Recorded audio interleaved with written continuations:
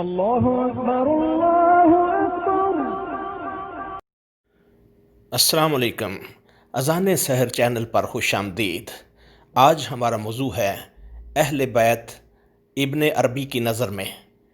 ابن عربی کے مطابق نبی پاک صلی اللہ علیہ وآلہ وسلم کے خونی اور روحانی قرابت دار دونوں اہل بیت میں شامل ہیں۔ ویڈیو میں آگے بڑھنے سے پہلے آپ سے گزارش ہے کہ اگر آپ نے ابھی تک اذان سحر چینل سبسکرائب نہیں کیا تو براہ مہربانی چینل کو سبسکرائب کیجئے اور گھنٹی کا بٹن دبا دیجئے تاکہ آئندہ بھی آپ کو معلوماتی اور دلچسپ ویڈیوز ملتی رہیں۔ شکریہ۔ اہل بیتی ایمان للامتی، ابن عربی فرماتے ہیں کہ ان الفاظ سے اللہ تعالیٰ نے امت محمدی پر رحمت فرمائی، اور جس طرح اللہ تعالیٰ نے اس دنیا میں سخت قوانین نافذ کر کے نبی کے گھرانے کی عزت و احترام کو محفوظ فرمایا، اسی طرح اہل بیت کی برکت سے اللہ تعالیٰ آخرت میں اس پوری امت کو اس بات سے محفوظ رکھے گا کہ اس امت کا ایک فرد بھی اللہ تعالیٰ کی ابدی سزا کا مستحق نہیں ہوگا۔ اہل بیت کون ہیں؟ اس سوال کا جواب دیتے ہوئے ابن عربی فرماتے ہیں کہ یہ ایک طرف شریف یا سید کہلانے والے حضرت فاطمہ زہرا رضی اللہ تعالیٰ عنہا کی اولاد ہیں، اور دوسری طرف حضرت سلمان فارسی جیسے لوگ ہیں جن کے بارے میں نبی رحمت صلی اللہ علیہ وآلہ وسلم نے فرمایا کہ سلمان میرے گھرانے سے ہیں، اور یہ یکساں طور پر اللہ تعالیٰ کے اس انعام سے مستفید ہوں گے جو اللہ تعالیٰ نے سورہ فتح میں ارشاد فرمایا، تاکہ خدا تمہارے اگلے اور پچھلے گناہ بخش دے اور تم پر اپنی نعمت پوری کرے اور تمہیں سیدھے راستے پر چلائے۔ ابن عربی فرماتے ہیں کہ نبی صلی اللہ علیہ وآلہ وسلم کی اولاد یعنی ان سے خونی تعلق رکھنے والے اہل بیت پاک ہیں، بلکہ یہ ہم عین الطہارہ یعنی پاکیزگی کا نچوڑ ہیں۔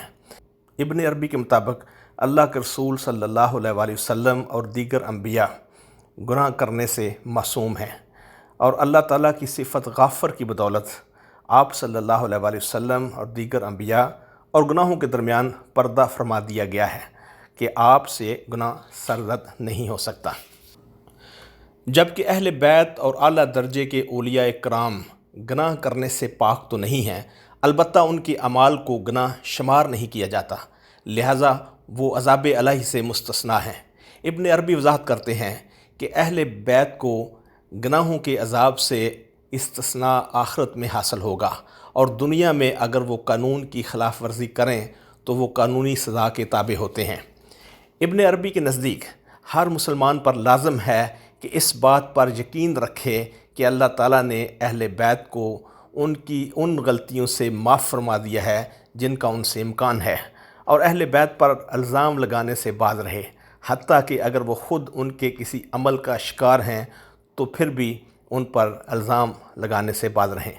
ابن عربی فرماتے ہیں کہ اگر آپ واقعی خدا اور اس کے ایلچی یعنی رسول سے پیار کرتے ہیں تو آپ کو اس ایلچی کے گھر والے بھی محبوب ہوں گے، اور آپ کو ان سے جو کچھ ملتا ہے وہ خوبصورت لگے گا، اگرچہ وہ آپ کی خواہش اور فطرت کے خلاف ہی کیوں نہ ہو، اور اس بات پر خوش ہونا چاہیے کہ یہ معاملہ آپ کے ساتھ ہو رہا ہے۔ ابن عربی کے نزدیک خونی رشتوں کے علاوہ اولیاء مقربین بھی اہل بیت میں شامل ہیں۔ وہ حدیث رسول بیان کرتے ہیں کہ اہل قرآن ہی اللہ والے ہیں اور اللہ کے خاص بندے ہیں۔ کمال ولایت کے حامل یہ اہل القرآن اللہ کے مقرب ولی ہیں۔ اتباع سنت کے ذریعے یہ اولیاء اللہ نبی کی روحانی کیفیات سے جڑے ہوئے ہیں۔ یہ خاصان خدا جن کا کردار قرآن ہے، حضرت سلمان فارسی انہی کا حصہ ہیں، اور اس اعلیٰ روحانی مقام کی وجہ سے حضرت سلمان فارسی رضی اللہ تعالیٰ عنہ رسول اللہ صلی اللہ علیہ وآلہ وسلم کے اہل بیت میں شمار ہوتے ہیں۔ ابن عربی فرماتے ہیں کہ اہل بیت رسول صلی اللہ علیہ وآلہ وسلم قیامت کے دن بخشائے اٹھائے جائیں گے، اور اللہ تعالیٰ کی سزاؤں سے انہیں استثناء حاصل ہوگا۔ ابن عربی کے مطابق امام حسین اور امام حسن علیہ السلام جیسی ہستیوں کو یہ خاص مقام حاصل ہے کہ وہ اپنے روحانی درجات کی وجہ سے بھی آل محمد ہیں، اور رسول اللہ صلی اللہ علیہ وآلہ وسلم سے خونی رشتے کی وجہ سے بھی آل رسول ہیں۔ इब्न अरबी 3 तरह के लोगों का तज़किरा करते हैं जिनके गुनाह बख्श दिए गए हैं। नंबर 1, असहाब बदर, जिनके बारे में नबी पाक सल्लल्लाहु अलैहि वसल्लम ने फरमाया कि शायद अल्लाह ताला ने असहाब बदर की तरफ देखा और फरमाया जो मर्ज़ी चाहे करो, मैंने तुम्हें पहले ही माफ़ कर दिया है। दूसरा, वो नौजवान जो हर दफ़ा गुनाह के फ़ौरन बाद तौबा करता है, और तीसरी दफ़ा गुनाह की तौबा के बाद अल्लाह ताला फरमाते हैं मेरे बंदे ने गुनाह किया है, मगर वो जानता है कि उसका एक मालिक है जो गुनाह बख्श देता है, जो चाहे करो मैंने तुम्हें पहले ही बख्श दिया है। और तीसरे अहले बैत हैं जिनमें औलिया ख़ास यानी अब्दाल और सिद्दीकीन भी शामिल हैं। इनके बारे में इब्न अरबी फरमाते हैं कि जब ये रूहानी लोग गलती करते हैं, अल्लाह की रहमत की वजह से उसे गुनाह शुमार नहीं किया जाता, जिसके नतीजे में अल्लाह की सज़ा से उन्हें इस्तिस्ना हासिल है। इस वीडियो का अख्तिताम हम इब्न अरबी की एक ख़ूबसूरत नसीहत पे करेंगे। इब्न अरबी फरमाते हैं अगर आप अल्लाह का कुर्ब चाहते हैं और उन लोगों में शामिल होना चाहते हैं जो अज़मत व फ़िक्र के आला दर्जे पर फायज़ हैं, तो अल्लाह के रसूल सल्लल्लाहु अलैहि वसल्लम की पैरवी और तक़लीद करते रहें और ऐसी जगह पे कदम ना रखें जहाँ आपको नबी सल्लल्लाहु अलैहि वसल्लम के कदमों के निशानात नज़र ना आएँ। सिर्फ़ अल्लाह के रसूल के नकूश पा यानी आपकी सुन्नत की सख्ती से पैरवी करो, यही निजात का रास्ता है।